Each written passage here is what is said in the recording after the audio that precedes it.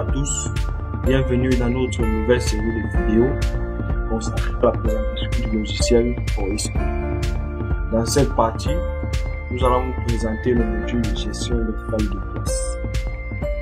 Avant de commencer, nous allons tout d'abord nous connecter à l'interface d'administration. En entrant les paramètres admin@admin.com et password. Et ensuite, vous cliquez sur le bouton valider pour vous connecter. Une fois donc connecté, nous venons également sur notre menu de gauche en cliquant sur l'onglet paramétrage. Ensuite, vous cliquez sur salle de classe.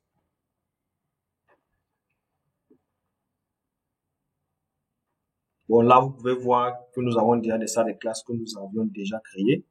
Mais avec vous, nous allons créer de nouvelles.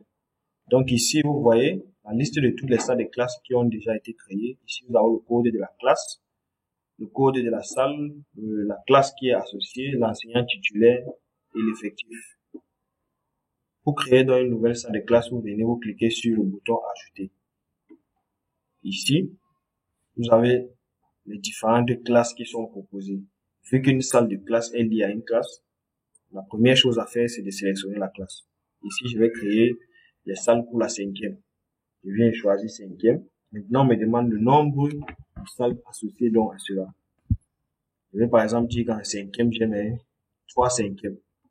Ensuite, on me demande le type de numérotation. Nous avons deux types. Nous avons également le type de numérotation numérique et la numérotation alphabétique. Lorsqu'on choisit numérique, vu qu'ici nous avons pris 5e, on aura 5e 1, 5e 2, 5e 3.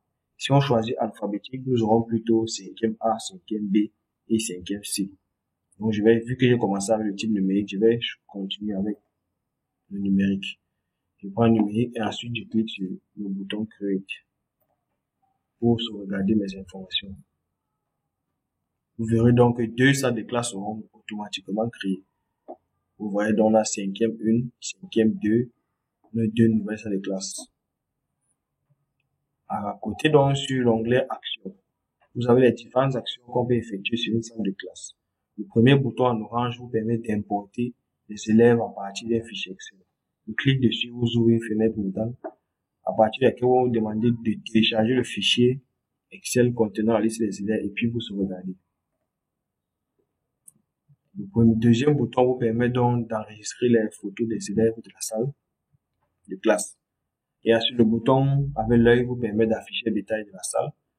Le bouton bleu avec le crayon vous permet donc de modifier les informations sur la salle, si jamais vous avez fait des erreurs lors de l'enregistrement. Et le bouton rouge avec l'icône de la poubelle vous permet donc de supprimer un élément. Ensuite, en haut, vous avez un petit formulaire de recherche et vous permet d'effectuer une recherche donc sur ce tableau-ci. Si je veux par exemple afficher les salles de la 5e, je peux venir ici écrire 5e. Vous allez voir que le tableau sera automatiquement filtré. Nous avons également un autre filtre en haut, classe. Ici, on peut faire des filtres à partir des classes. Donc, je prends 6e, j'affiche uniquement les salles de la 6e. Je prends 5e, j'affiche uniquement les salles de la 5e. Et ainsi de suite. Vous avez ici affecté un enseignant titulaire. Vu que dans les salles de classe, on peut avoir des enseignants titulaires, cette configuration peut être faite en cliquant sur le bouton bleu. Vous choisissez ici l'enseignant et ensuite vous choisissez la salle concernée. Vu que nous n'avons pas encore créé l'enseignant, nous allons le voir dans la prochaine vidéo. Merci, c'est tout pour cette vidéo. À très bientôt.